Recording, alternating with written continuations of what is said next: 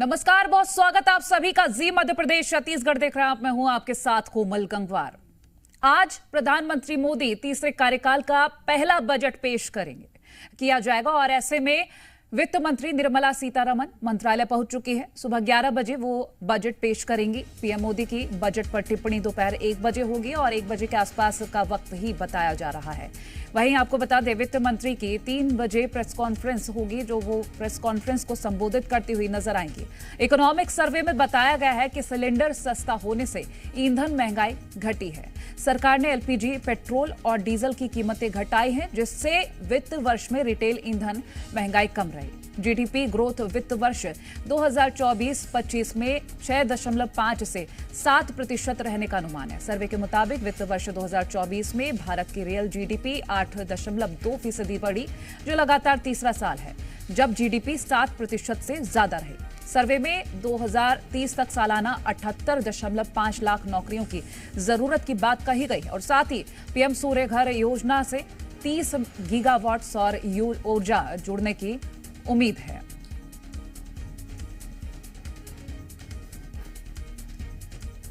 तो आज बजट पेश किया जाएगा। मोदी 3.0 का पहला बजट होने जा रहा है और आपको बता दें, वित्त मंत्री निर्मला सीतारमण 11 बजे ये बजट पेश कर देंगी और पीएम नरेंद्र मोदी 1 बजे के आसपास बजट पर टिप्पणी देंगे। वहीं 3 बजे वित्त मंत्री निर्मला सीतारमण प्रेस कॉन्फ्रेंस करेंगी और प्रेस कॉन्फ्रेंस को संबोधित करेंगी।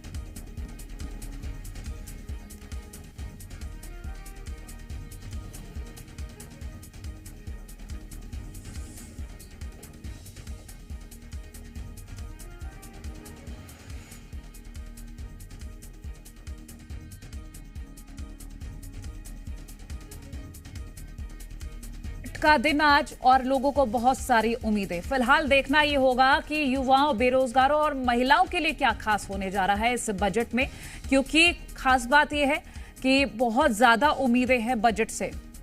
और अब 11 बजे जब बजट पेश किया जाएगा तो क्या कुछ महत्वपूर्ण रहने वाला है, वो आपको हम दिखाते रहेंगे। जी मध्य प्रदेश छत्तीसगढ़ हर पल की अपडेट्स आपसे साझा कर रहा है और आगे भी करता रहेगा।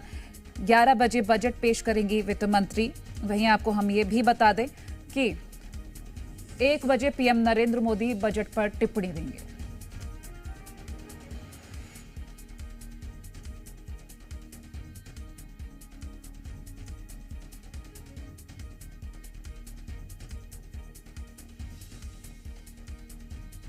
तो मोदी कार्यकाल के और ये मोदी कार्यकाल, अगर हम बात करें इस कार्यकाल की, तो बहुत सारी उम्मीदें लोगों को हैं इस बजट से, क्योंकि मोदी 3.0 की जब शुरुआत हुई तो इसी के साथ हुई कि हम जनता की जो इच्छाएं हैं उनको पूरी करने की कोशिश करेंगे। फिलहाल आपको बता दें, आज मोदी 3.0 के पहले बजट की पेशकश होगी। वित्त मंत्री निर्मला सीतारमण ये बजट पेश करेंगे और वहीं आपको हम ये भी बता दें कि आज का दिन काफी महत्वपूर्ण है। ये बजट 11 बजे पेश किया जाएगा और उसी के साथ आपको बता दें 1 बजे के आसपास पीएम नरेंद्र मोदी इस बजट पर टिप्पणी देंगे।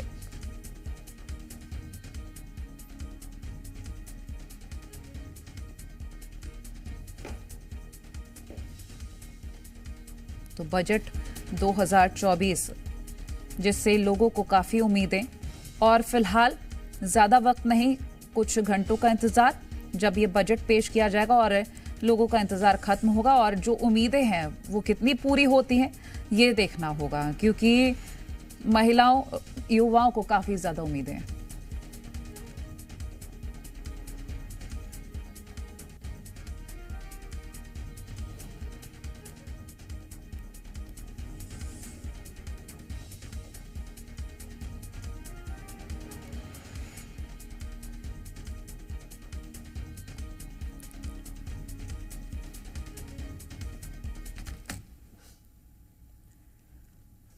तो ये आपसे हम जानकारी साझा कर रहे हैं लगातार।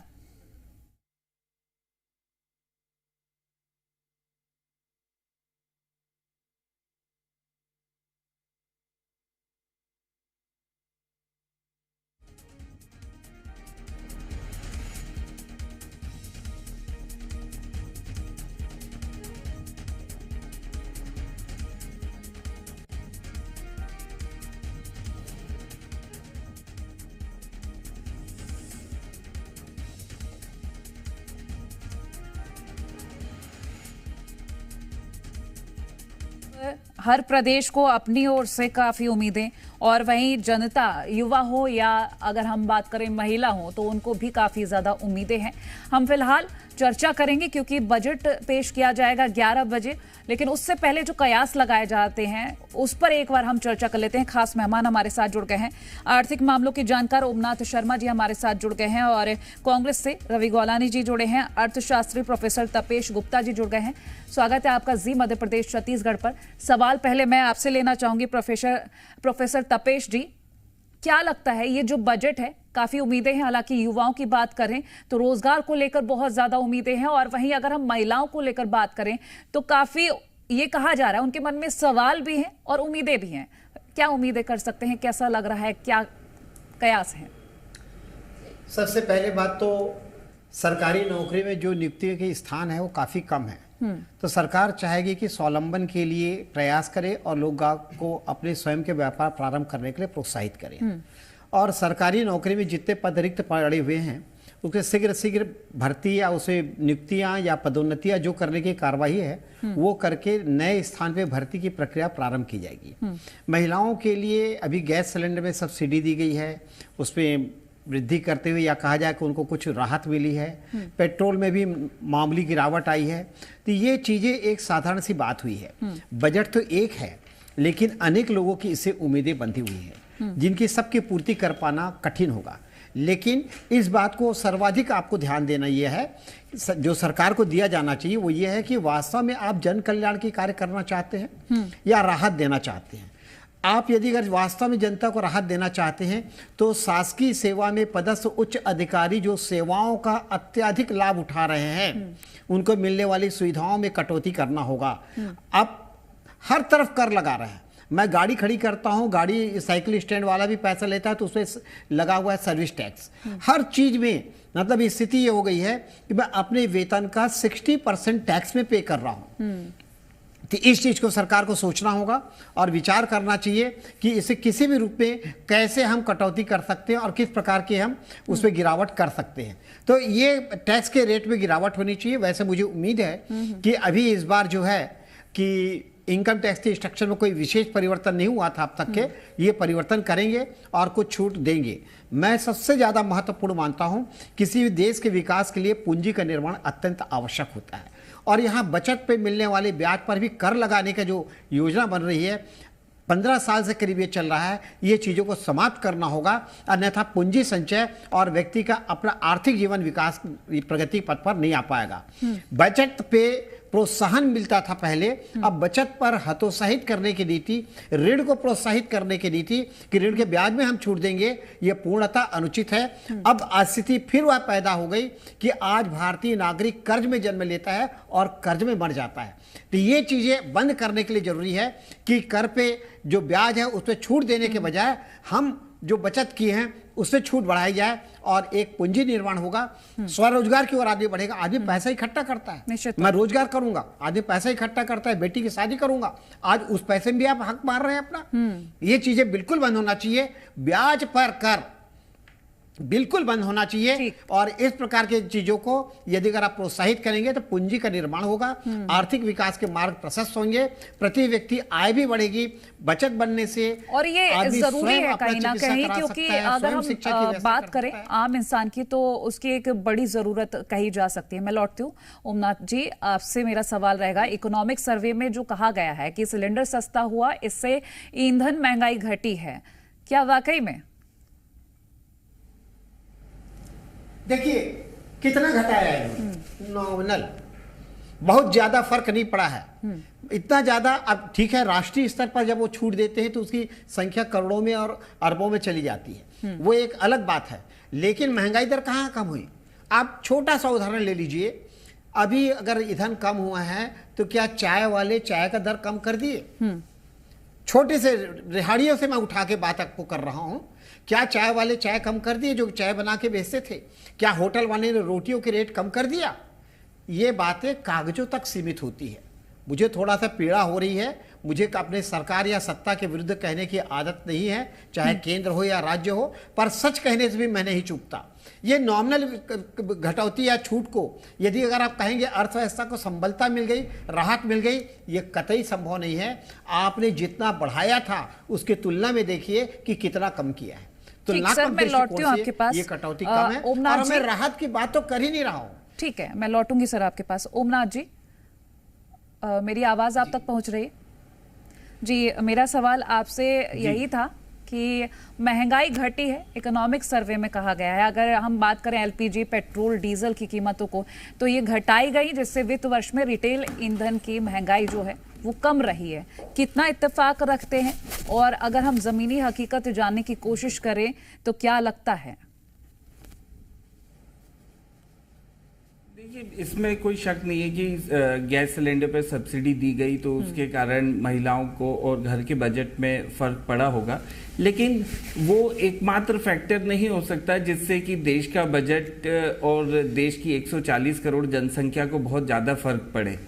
200-400 रुपए प्रति माह के बजट के अनुमान से आज की डेट में 9% 7% जो महंगाई है उससे 140 करोड़ जनसंख्या का कोई भला नहीं होने वाला। उसके लिए एक पूरा रोड मैप होना चाहिए। बेसिकली जो रोजगार अगर आदमी को मिलेगा तो ये 400 रुपए का सिलेंडर का इम्पैक्ट बहुत ज्यादा असर नहीं डालेगा। और आप देख भी रहे होंगे कि आज कोई उस विषय पे बात नहीं करता कि गैस का सिलेंडर 400 रुपए कम हो चुका है, क्योंकि बाकी चीजें बहुत महंगी हो चुकी हैं, सब्जी महंगी हो चुकी हैं और जो आपकी महंगाई की दर है वो 7 से 9% के बीच में। तो बड़ा मुद्दा गैस का सिलेंडर की सब्सिडी नहीं है, बड़ा मुद्दा रोजगार है, अर्निंग है, लोगों की जेब में पैसा आना जरूरी है। ठीक, चलिए मैं लौटती हूँ आपके पास। हमारे साथ दो और मेहमान जुड़ गए हैं। छत्तीसगढ़ बीजेपी से प्रवीण साहू जी और एमपी कांग्रेस से संतोष परिहार जी और एमपी बीजेपी से शिवम शुक्ला जी हमारे साथ जुड़ गए हैं। स्वागत है आपका। लेकिन सवाल मैं रवि ग्वालानी जी आपसे लूंगी। अगर हम कांग्रेस की ओर से सवालों की बात करें तो हमेशा सवाल रहे और महंगाई को लेकर अक्सर हमने देखा कि विरोध प्रदर्शन रहा है, और ऐसे में इस बजट से क्या उम्मीदें हैं, क्या एक्सपेक्टेशंस हैं, वो बताइएगा। देखिए, मैं कबीरदास जी के एक दोहे से शुरू करूंगा कि बड़ा हुआ सो क्या हुआ, जैसे पेड़ खजूर, पंथी को अति दूर। अभी मैं लौटती हूं आपके पास। इस बीच ये तस्वीरें हम दिखा दें दर्शकों को। वित्त मंत्री निर्मला सीतारमण, उनके हाथों में ये बजट का पिटारा, अपनी टीम के साथ इस वक्त वो मौजूद, और ये देखिए तस्वीरें सीधी आपकी टेलीविजन स्क्रीन पर हम दिखा रहे हैं। तो ये वही बजट का पिटारा जिससे हर किसी को काफी उम्मीदें कि क्या इस पिटारे से आज लोगों के लिए आएगा बाहर। वित्त मंत्री निर्मला सीतारमण अपनी टीम के साथ, और कुछ देर का इंतजार और जब ये पिटारा खुलेगा और लोगों के जो सवाल हैं उनको वो जवाब मिलेंगे। तो ये फोटो सेशन हो रहा था, ये तस्वीर हमने आपको दिखाई जो वित्त मंत्री अपनी टीम के साथ यहां पर ग्रुप फोटो करा रही थी, वो तस्वीरें हमने आपको दिखाई। अब फिलहाल यहां से निकल रही हैं वित्त मंत्री निर्मला सीतारमण, तो राष्ट्रपति से भी अनुमति लेंगी बजट पेश करने के लिए, और 11 बजे बजट पेश किया जाएगा। फिलहाल ये अब हमने आपको रवानगी की तस्वीरें दिखा दी। ठीक, रवि जी मैं आपके पास वापस आना चाहूंगी, अपना जवाब पूरा कीजिएगा। जी, मैं कह रहा था कि आपके स्क्रीन पर भी दिख रहा था कि बजट 47-48 लाख करोड़ रुपए के आसपास का लास्ट ईयर का रहा है और इस बार भी 50 लाख करोड़ के आसपास की जाने की उम्मीदें हैं। बजट इतना बड़ा हो चुका है लेकिन आम जनता को कुछ नहीं मिल रहा है, गरीब को कुछ नहीं मिल रहा है। 10 साल पहले 1 रुपए की कीमत आज 55 पैसा हो गई है, लेकिन छूट देखिए आयकर में, उसके कंपैरेटिव में कोई इंक्रीमेंट नहीं है। 10 साल पहले भी एटीसी 1.5 लाख के आसपास था, आज भी उसी के आसपास है। क्या आपको नहीं लगता कि इसको बढ़ा करके 3 लाख के ऊपर ले जाना चाहिए? लेकिन इसके बारे में कोई विचार नहीं है। मेडिकल इंश्योरेंस की मैं बात करूंगा, आज हर घर में मेडिकल की तकलीफें आ गई है। कोविड काल के बाद बहुत सारे लोग हैं जो कहीं ना कहीं किसी न किसी बीमारियों से ग्रसित हैं और हॉस्पिटल्स देखिए सारे फुल पड़े हुए हैं। तो मेडिकल की तरफ एक तरफ सरकार कहती है कि हम लोगों को आयुष्मान से इलाज देंगे, और दूसरी तरफ आप प्राइवेट हॉस्पिटल्स उठा करके देखिए, सारे भरे हुए हैं और न जाने कितने पैसे ले रहे हैं लोग, इंश्योरेंस करा रहे हैं। तो इस इंश्योरेंस की प्रीमियम को जो आज की तारीख में 25,000 35,000 पे रुकी हुई है, जो 10 साल से वहीं रुकी हुई है, क्या इसको बढ़ा करके 1.5 लाख नहीं किया ना जाना चाहिए? और इनकम टैक्स की अगर हम बात करें तो इनकम टैक्स दो तरह से लिया जाता है। एक कॉर्पोरेशन टैक्स होता है जिसमें कंपनियां देती हैं, और एक इंडिविजुअल होता है जो व्यक्ति विशेष देता है। सर, मैं आपके पास लौटूंगी, एक एक टिप्पणी और बाकी के गेस्ट से हम ले लेते हैं, फिर मैं आपके पास लौटती हूँ दूसरे सवाल के साथ। प्रवीण साहू जी, देखिए ये बात सही, बजट का साइज बढ़ा, लेकिन लोगों के लिए क्या फायदे हुए? क्या इतना फायदा हुआ कि जो गृहिणी है वो अपनी जो रसोई का बजट है वो संभाल पाए? क्योंकि अक्सर कई सारे सवाल सामने आ जाते हैं उनकी ओर से कि हमारी रसोई पर एक बड़ा असर हो रहा है, जिसका एक बड़ा सवाल लेकर कांग्रेस सामने खड़ी हमेशा नजर आती है। देखिए, सबसे पहले भारत माता की जय कहूँगा आप सभी दर्शकों को, और आप सभी समस्त पैनलिस्ट को नमस्कार कहना चाहता हूँ।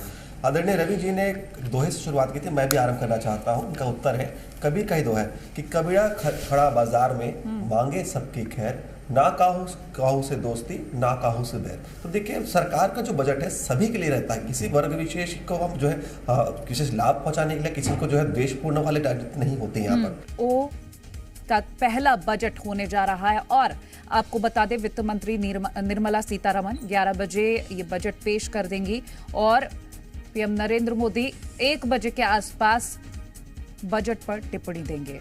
वहीं 3 बजे वित्त मंत्री निर्मला सीतारमण प्रेस कॉन्फ्रेंस करेंगी और प्रेस कॉन्फ्रेंस को संबोधित करेंगी।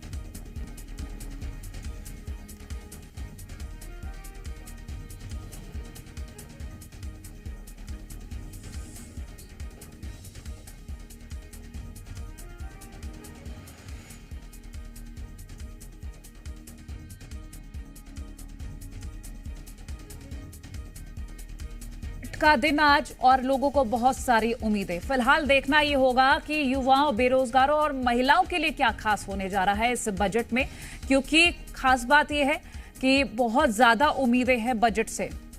और अब 11 बजे जब बजट पेश किया जाएगा तो क्या कुछ महत्वपूर्ण रहने वाला है वो आपको हम दिखाते रहेंगे। जी मध्य प्रदेश छत्तीसगढ़ हर पल की अपडेट्स आपसे साझा कर रहा है और आगे भी करता रहेगा। 11 बजे बजट पेश करेंगी वित्त मंत्री। वहीं आपको हम ये भी बता दें कि 1 बजे पीएम नरेंद्र मोदी बजट पर टिप्पणी देंगे।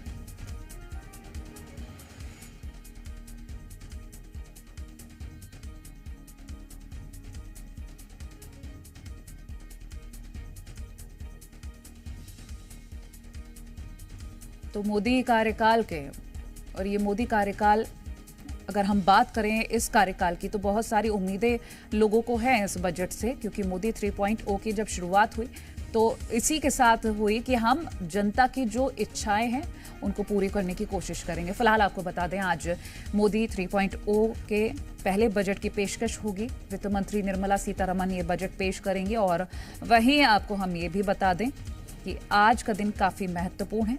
ये बजट 11 बजे पेश किया जाएगा, और उसी के साथ आपको बता दें 1 बजे के आसपास पीएम नरेंद्र मोदी इस बजट पर टिप्पणी देंगे।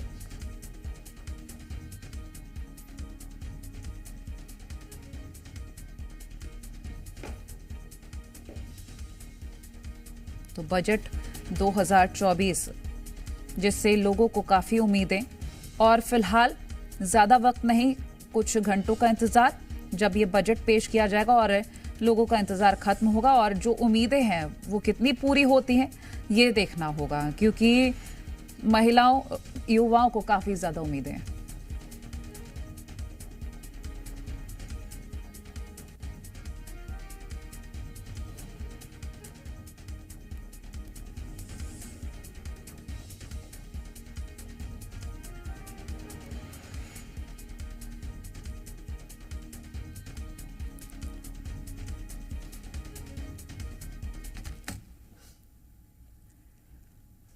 तो ये आपसे हम जानकारी साझा कर रहे हैं लगातार।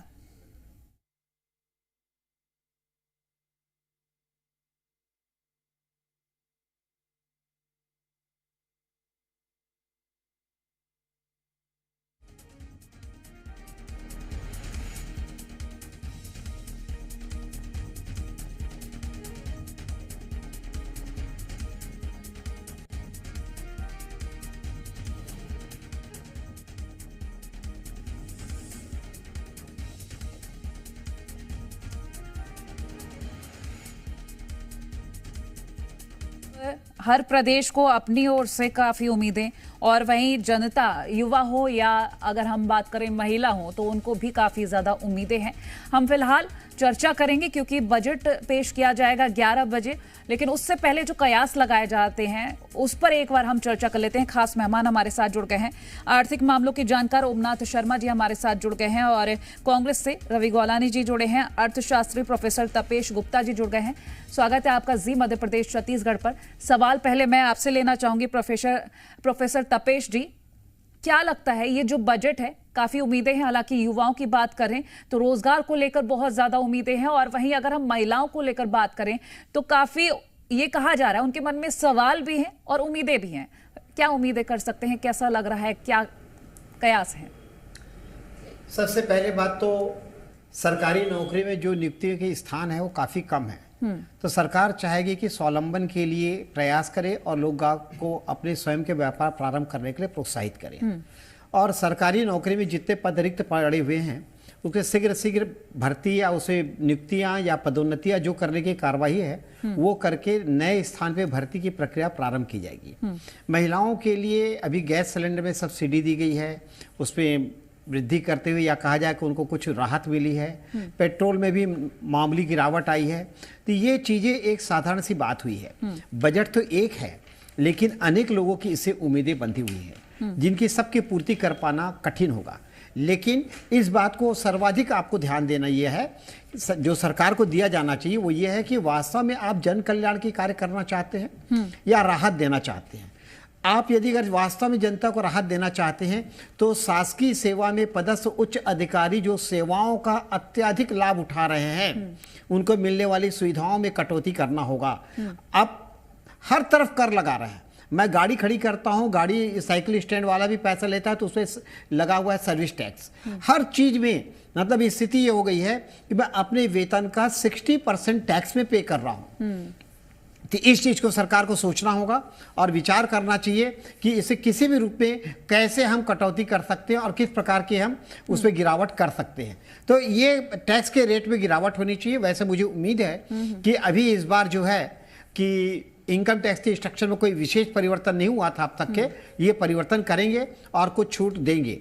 मैं सबसे ज्यादा महत्वपूर्ण मानता हूं किसी भी देश के विकास के लिए पूंजी का निर्माण अत्यंत आवश्यक होता है, और यहाँ बचत पे मिलने वाले ब्याज पर भी कर लगाने का जो योजना बन रही है 15 साल से करीब ये चल रहा है, ये चीजों को समाप्त करना होगा, अन्यथा पूंजी संचय और व्यक्ति का अपना आर्थिक जीवन विकास प्रगति पथ पर नहीं आ पाएगा।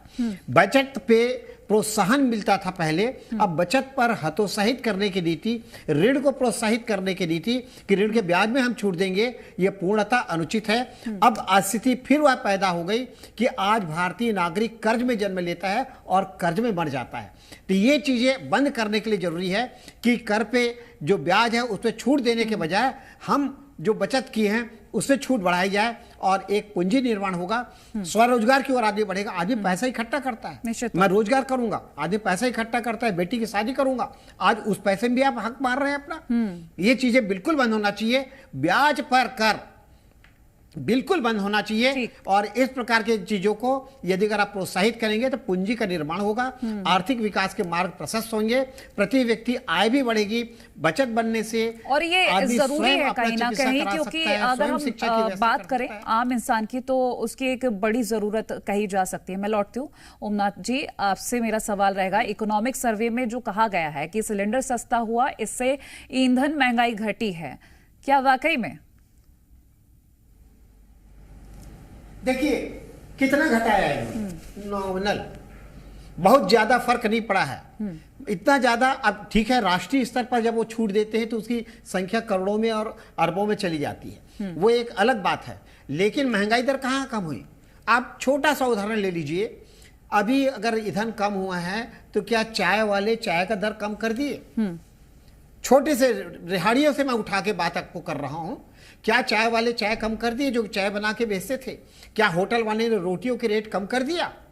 ये बातें कागजों तक सीमित होती है। मुझे थोड़ा सा पीड़ा हो रही है, मुझे अपने सरकार या सत्ता के विरुद्ध कहने की आदत नहीं है, चाहे केंद्र हो या राज्य हो, पर सच कहने से भी मैं नहीं चूकता। ये नॉमिनल घटौती या छूट को यदि अगर आप कहेंगे अर्थव्यवस्था को संबलता मिल गई, राहत मिल गई, ये कतई संभव नहीं है। आपने जितना बढ़ाया था उसकी तुलना में देखिए कि कितना कम किया है। तो सर, मैं लौटती हूँ आपके पास। ये कटौती कम है और मैं राहत की बात तो कर ही नहीं रहा हूँ। ठीक है, मैं लौटूंगी सर आपके पास। ओमनाथ जी, मेरी आवाज आप तक पहुंच रही है? जी, मेरा सवाल आपसे यही था कि महंगाई घटी है, इकोनॉमिक सर्वे में कहा गया है। अगर हम बात करें एलपीजी, पेट्रोल, डीजल की कीमतों को, तो ये घटाई गई, जिससे वित्त वर्ष में रिटेल ईंधन की महंगाई जो है वो कम रही है। कितना इत्तेफाक रखते हैं? और अगर हम जमीनी हकीकत जानने की कोशिश करें तो क्या लगता है? देखिए, इसमें कोई शक नहीं है कि गैस सिलेंडर पर सब्सिडी दी गई तो उसके कारण महिलाओं को और घर के बजट में फर्क पड़ा होगा, लेकिन वो एकमात्र फैक्टर नहीं हो सकता जिससे कि देश का बजट और देश की 140 करोड़ जनसंख्या को बहुत ज्यादा फर्क पड़े। 200-400 रुपए प्रति माह के बजट के अनुमान से आज की डेट में 9% 7% जो महंगाई है, उससे 140 करोड़ जनसंख्या का कोई भला नहीं होने वाला। उसके लिए एक पूरा रोड मैप होना चाहिए। बेसिकली जो रोजगार अगर आदमी को मिलेगा तो ये 400 रुपए का सिलेंडर का इम्पैक्ट बहुत ज्यादा असर नहीं डालेगा। और आप देख भी रहे होंगे कि आज कोई उस विषय पे बात नहीं करता कि गैस का सिलेंडर 400 रुपए कम हो चुका है, क्योंकि बाकी चीजें बहुत महंगी हो चुकी हैं, सब्जी महंगी हो चुकी हैं, और जो आपकी महंगाई की दर है वो 7 से 9% के बीच में। तो बड़ा मुद्दा गैस का सिलेंडर की सब्सिडी नहीं है, बड़ा मुद्दा रोजगार है, अर्निंग है, लोगों की जेब में पैसा आना जरूरी है। ठीक, चलिए मैं लौटती हूँ आपके पास। हमारे साथ दो और मेहमान जुड़ गए हैं। छत्तीसगढ़ बीजेपी से प्रवीण साहू जी और एमपी कांग्रेस से संतोष परिहार जी और एमपी बीजेपी से शिवम शुक्ला जी हमारे साथ जुड़ गए हैं। स्वागत है आपका। लेकिन सवाल मैं रवि ग्वालानी जी आपसे लूंगी। अगर हम कांग्रेस की ओर से सवालों की बात करें तो हमेशा सवाल रहे, और महंगाई को लेकर अक्सर हमने देखा कि विरोध प्रदर्शन रहा है, और ऐसे में इस बजट से क्या उम्मीदें हैं, क्या एक्सपेक्टेशंस हैं, वो बताइएगा। देखिए, मैं कबीरदास जी के एक दोहे से शुरू करूंगा कि बड़ा हुआ सो क्या हुआ, जैसे पेड़ खजूर, पंथी को अति दूर। अभी मैं लौटती हूं आपके पास। इस बीच ये तस्वीरें हम दिखा दें दर्शकों को। वित्त मंत्री निर्मला सीतारमण, उनके हाथों में ये बजट का पिटारा, अपनी टीम के साथ इस वक्त वो मौजूद, और ये देखिए तस्वीरें सीधी आपकी टेलीविजन स्क्रीन पर हम दिखा रहे हैं। तो ये वही बजट का पिटारा जिससे हर किसी को काफी उम्मीदें कि क्या इस पिटारे से आज लोगों के लिए आएगा बाहर। वित्त मंत्री निर्मला सीतारमण अपनी टीम के साथ, और कुछ देर का इंतजार और, जब ये पिटारा खुलेगा और लोगों के जो सवाल हैं उनको वो जवाब मिलेंगे। तो ये फोटो सेशन हो रहा था, ये तस्वीर हमने आपको दिखाई जो वित्त मंत्री अपनी टीम के साथ यहां पर ग्रुप फोटो करा रही थी, वो तस्वीरें हमने आपको दिखाई। अब फिलहाल यहां से निकल रही हैं वित्त मंत्री निर्मला सीतारमण, तो राष्ट्रपति से भी अनुमति लेंगी बजट पेश करने के लिए, और 11 बजे बजट पेश किया जाएगा। फिलहाल ये अब हमने आपको रवानगी की तस्वीरें दिखा दी। ठीक, रवि जी मैं आपके पास वापस आना चाहूंगी, अपना जवाब पूरा कीजिएगा।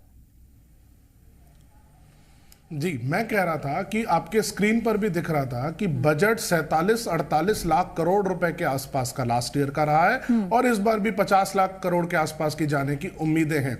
बजट इतना बड़ा हो चुका है, लेकिन आम जनता को कुछ नहीं मिल रहा है, गरीब को कुछ नहीं मिल रहा है। 10 साल पहले 1 रुपए की कीमत आज 55 पैसा हो गई है, लेकिन छूट देखिए आयकर में, उसके कंपैरेटिव में कोई इंक्रीमेंट नहीं है। 10 साल पहले भी एटीसी 1.5 लाख के आसपास था, आज भी उसी के आसपास है। क्या आपको नहीं लगता कि इसको बढ़ा करके 3 लाख के ऊपर ले जाना चाहिए?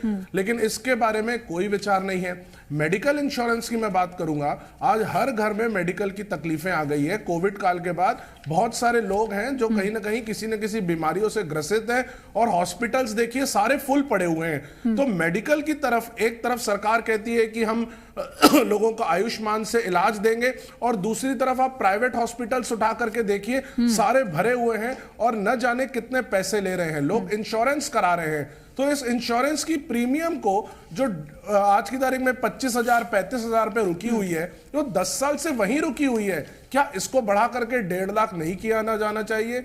और इनकम टैक्स की अगर हम बात करें तो इनकम टैक्स दो तरह से लिया जाता है। एक कॉर्पोरेशन टैक्स होता है जिसमें कंपनियां देती हैं, और एक इंडिविजुअल होता है जो व्यक्ति विशेष देता है। सर, मैं आपके पास लौटूंगी, एक एक टिप्पणी और बाकी के गेस्ट से हम ले लेते हैं, फिर मैं आपके पास लौटती हूँ दूसरे सवाल के साथ। प्रवीण साहू जी, देखिए ये बात सही, बजट का साइज बढ़ा, लेकिन लोगों के लिए क्या फायदे हुए? क्या इतना फायदा हुआ कि जो गृहिणी है वो अपनी जो रसोई का बजट है वो संभाल पाए? क्योंकि अक्सर कई सारे सवाल सामने आ जाते हैं उनकी ओर से कि हमारी रसोई पर एक बड़ा असर हो रहा है, जिसका एक बड़ा सवाल लेकर कांग्रेस सामने खड़ी हमेशा नजर आती है। देखिए, सबसे पहले भारत माता की जय कहूँगा आप सभी दर्शकों को, और आप सभी समस्त पैनलिस्ट को नमस्कार कहना चाहता हूँ। आदरणीय रवि जी ने एक दोहे से शुरुआत की थी, मैं भी आरंभ करना चाहता हूँ। उनका उत्तर है, कबीर का ही दोहा है कि कबीरा खड़ा बाजार में मांगे सबकी खैर, ना काहू से दोस्ती ना काहू से बैर। तो देखिए, सरकार का जो बजट है सभी के लिए रहता है, किसी वर्ग विशेष को हम जो है विशेष लाभ पहुंचाने के लिए किसी को जो है द्वेषपूर्ण वाले राजनीति नहीं होती यहाँ पर। चाहिए आप देखते हैं, जैसे आज मध्य प्रदेश में हम बैठे हैं, उत्तर प्रदेश में और यहाँ के बीच में 10 रुपए पर लीटर पेट्रोल के दाम में कमी है। क्योंकि पेट्रोल डीजल अगर ये सस्ते होंगे तो ना केवल लोगों को राहत होगी बल्कि सभी सेक्टर में इकोनॉमी जबरदस्त बूस्ट करेगी। और मुझे ऐसा लगता है लोगों की एक बड़ी मांग ये है भी कि पेट्रोल डीजल सस्ता कर दिया जाए, क्योंकि हर व्यक्ति अपने अपने वहां से बाहर निकलता है, तो ये एक बड़ी उम्मीद उन लोगों में। मैं लौटती हूँ आपके पास। तपेश जी, सैलरीड क्लास की अगर हम बात कर लेते हैं तो बहुत ज्यादा उम्मीदें हैं और कई सारे सवाल भी, क्योंकि अगर हम टैक्स स्लैब की बात करें, कुछ भी बदलाव हो जाता है तो काफी असर रहेगा इस वर्ग पर। नहीं, अगर स्लैब बदलता है तो बहुत राहत मिलेगी। देखिए, अब तक के कोई भी बजट रहा है, या तो कॉर्पोरेट सेक्टर या बड़े लोगों को फायदा हुआ है, या एकदम निम्न स्तर पे गरीब लोगों के लिए अनाज और आवास वगैरह की व्यवस्था रही है।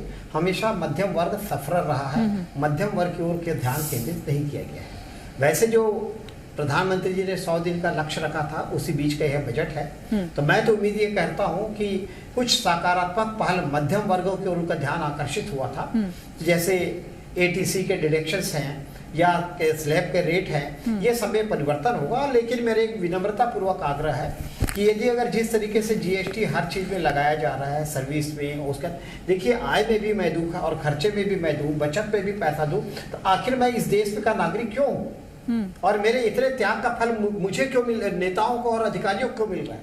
नागरिकों तक क्यों सुविधाएं नहीं जा रही है? ये एक बहुत अहम प्रश्न है। देखिए, हर नेता के पास भरपूर सुविधाएं हैं, हर अधिकारी के पास भरपूर सुविधाएं, आम नागरिक को क्या कोई सुविधा प्राप्त करने का हक नहीं है? तो ये प्रश्न जो है, इसका उत्तर मुझे इस बजट में अपेक्षित है। मैं मानता हूं कि कुछ राहत मिलेगी। भ्रष्टाचार मुक्त व्यवस्था की बात कही गई है, 3 चीजों पर निगरानी होगी और एक अच्छे सामाजिक स्वरूप या कहा जाए अंतर्राष्ट्रीय स्तर पर भारत का मानचित्र उभर के सामने आएगा। मैं इसको टर्निंग पॉइंट मानता हूं इस बजट को, क्योंकि सरकार 2 बार अपना बजट पेश कर चुकी है, अर्थात 2 कार्यकाल 10 वर्ष पूरे कर चुकी है। ये तीसरी पाली की बात है। ये तीसरी पाली में जब आ रही है तो इसका जो कार्य करने की दशा और दिशा दोनों बदलनी चाहिए। ये मान के मैं काफी उम्मीद रखता हूं कि ना ही सिर्फ महिला, पुरुष या किसान, सबके लिए राहत का एक आधारशिला होगी, ये मैं मान के चल रहा हूं। चलिए, मैं लौटती हूँ।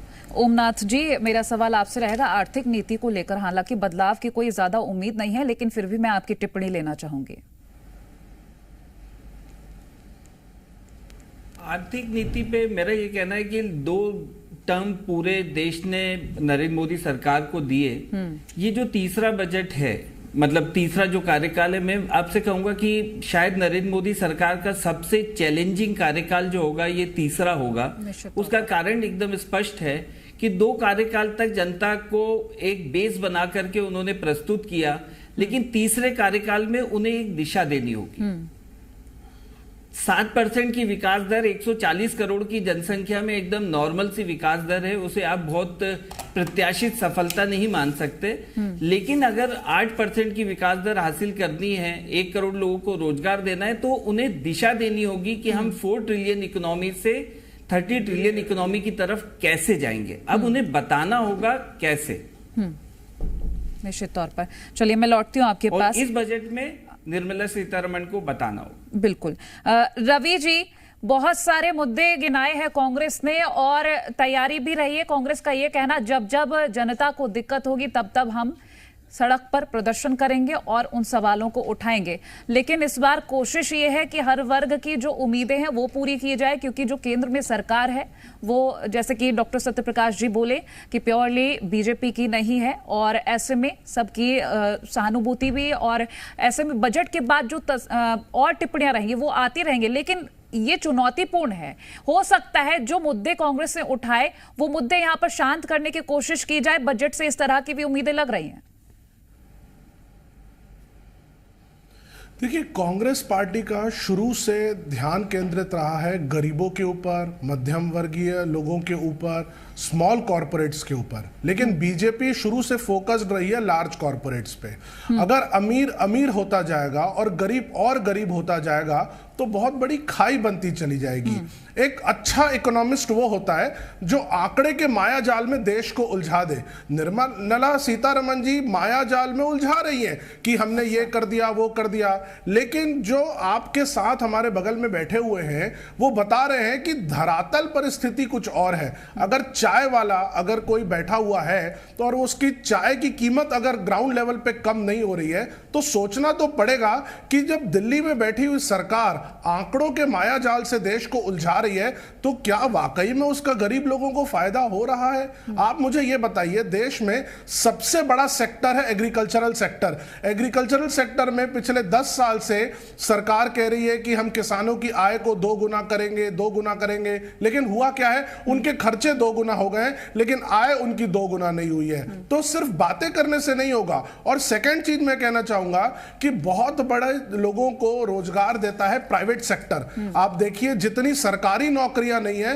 उससे कई गुना ज्यादा प्राइवेट सेक्टर लोगों को नौकरियां दे रहा है। उसके बनस्बत उनको बेनिफिट्स क्या दिए जा रहे हैं? एक छोटे से अगर व्यक्ति ने एक छोटा उद्योग लगाया है और 10 लोगों को रोजगार दे रहा है तो आप उसकी कमाई का पूरा पैसा तो ले रहे हैं। मैं एक उदाहरण और देता हूं। आज जो वर्तमान सरकार है वो शेयर मार्केट के ऊपर बहुत बात करती रहती है। आप मुझे बताइए, कांग्रेस का जब कार्यकाल था यूपीए का, लॉन्ग टर्म कैपिटल गेन पे टैक्स नहीं लगते थे, लेकिन इन्होंने उस छोटे टैक्स को भी लगा दिया कि एक छोटा व्यक्ति 10, 20, 50 हजार रुपए कमा रहा है तो उसके ऊपर भी इन्होंने टैक्स लगा दिया कि आप हमको। ठीक, मैं लौटती हूँ। प्रवीण साहू जी, क्या जवाब दीजिएगा? क्योंकि देखिए, यहाँ अगर हम प्राइवेट सेक्टर्स की बात कर रहे हैं, सही बोल रहे हैं कि सैलरीड क्लास है और उन्हें जितना वो कमाते नहीं उतना टैक्स भी दे देते हैं। किसानों की बात करें तो छोटी मोटी कमाई होती है, फिर उन्हें टैक्स भी पे करना होता है। बचाते क्या है? बड़े सवाल खड़े होते हैं ऐसे में। देखिए, कांग्रेस पार्टी जनता को केवल भ्रमित करने की राजनीति करती है। ये कह रहे थे कि धरातल पर कोई काम नहीं हुआ, कि केवल आंकड़ों की जो है बाजीगरी चल रही। मैं इनको बताता हूँ, देखिए, इनके कार्यकाल में जो औसतन महंगाई दर था 10 साल में 10% था। हमारे कार्यकाल में ये 6% है, जो वैश्विक स्तर से भी कम है। और धरातल की बात करो तो देखिए, हाईवे जिस पर हम लोग चलते हैं, पहले 10 साल पहले केवल 98,000 किलोमीटर था, 10 साल में बढ़कर 1.5 गुना हो चुका है। 1,50,000 किलोमीटर की धरातल पर हम देखें तो किलोमीटर सड़कें बन चुकी है। मैं बात अगर करूँ रेल की बात करूँ, जहाँ पर आम जनता सफर करती है, तो पहले 22,000 किलोमीटर केवल इलेक्ट्रिफिकेशन था। आज उसकी संख्या 2 गुने से भी अधिक 50,000 किलोमीटर जो है रेलवे रूट जो इलेक्ट्रिफाइड हो चुका है। मैं अगर शिक्षा की बात करूँ तो देखिए, हमने 7 नए IIT खोले, 7 नए IIM खोले। और स्वास्थ्य की अगर बात हो तो देखिए, हमने 10 साल में 15 नए एम्स की स्थापना की है। हमने किसानों को लाभ पहुंचाया, हमने महिलाओं को लाभ पहुंचाया। और देखिए, अगर और हमारे कार्यों का मैं प्रमाणिकता इसलिए कह रहा हूं कि देखिए, जो विदेशी लोग हैं, अगर उनके निवेश की बात करूं तो 10 साल पहले जो निवेश था $298 बिलियन US डॉलर्स में अगर बात करूं, लेकिन तो प्रवीण जी, ये सवाल अभी भी अगर हम ग्राउंड जीरो पर जाएं तो जो मिडिल क्लास के लोग हैं उनका ये कहना कि जितनी सैलरी हमारी आती है उसमें से हम जो टैक्स पे कर देते हैं उसके बाद हमारे पास जो बचता है हमारा खर्चा नहीं चलता। देखिए, बहुत अच्छा प्रश्न आपने पूछा है। मैं जनता को क्लियर करना चाहता हूं। देखिए, जो पहले का टैक्स स्लैब रेट था उसके जो दरें थी, पहले 0 से लेकर 2.5 लाख तक पर कोई टैक्स नहीं, 2.5 से 5 पर जो है 5%। और पहले क्या था कि 5 लाख से अगर आप 10 लाख तक कमाते हैं तो आपको सीधा 20% टैक्स देना पड़ता था और 10 लाख के ऊपर 30% टैक्स था। भारतीय जनता पार्टी की सरकार बनती है, हमने नए रिजिम के टैक्स को दरों को बहुत कम कर दिया। 0 से 3 लाख तक आपको कोई टैक्स नहीं देना है। 6 से 9 तक आपको जो है केवल 5%, फिर 3 से 6 तक 5%, 6 से 9 तक आपको 10% और 9 से 12 लाख तक आपको जो है 15%, 12 से 15 लाख तक आपको जो है 20%। तो देखिए टैक्स के दरों में हमने जो है लगातार कमी की है। कांग्रेस जनता को भ्रमित कर रही है। और देखिए हमने बहुत अच्छा चीज जो किया, हमने जनता को विकल्प दे दिया कि चाहिए, देखिए आप अगर निवेश करना चाहते हो तो निवेश करिए ओल्ड रिजीम में, यदि आप खर्चा करने के लिए अगर आप आतुर हैं तो आप नया टैक्स रिजीम ऑफ करिए। तो जनता को सहूलियत भी प्रदान कर रहे हैं और साथ ही विकल्प भी दे रहे हैं। मैं लौटती हूँ आपके पास। एमपी से हमारे साथ गेस्ट जुड़े हुए हैं। मैं पहले शिवम जी आपसे सवाल करना चाहूंगी। लगातार बीजेपी कह रही है कि हमने किसानों के लिए किया है, हम लोगों ने युवाओं के लिए किया है। हालांकि एमपी में हम देख भी रहे हैं कि युवाओं को प्रदेश से बाहर से रोका जाए, उस पर कैसे काम किया जाए, प्रदेश में ही उन्हें रोजगार मुहैया करा दिया जाए, उस पर काम किया जा रहा है। लेकिन अभी भी रोजगार को लेकर, क्योंकि जब हमने विधानसभा चुनाव देखे थे, लोकसभा चुनाव देखे, जब ग्राउंड जीरो पर हमारे रिपोर्टर्स गए तो एक ही युवाओं का सवाल था कि हम वोट बीजेपी को देने जा रहे हैं लेकिन हमारे लिए रोजगार लेकर आए।